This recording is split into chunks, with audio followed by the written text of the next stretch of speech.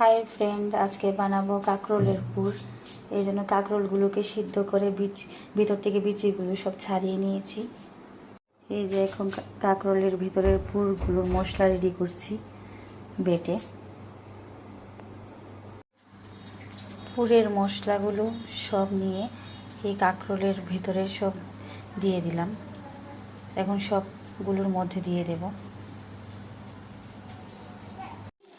এই পুরগুলোকে আমি ভরে কড়াইয়ের মধ্যে তেল দিয়ে তেলের মধ্যে পুরগুলো ছেড়ে দিলাম এবং ভাজা হয়ে যাচ্ছে।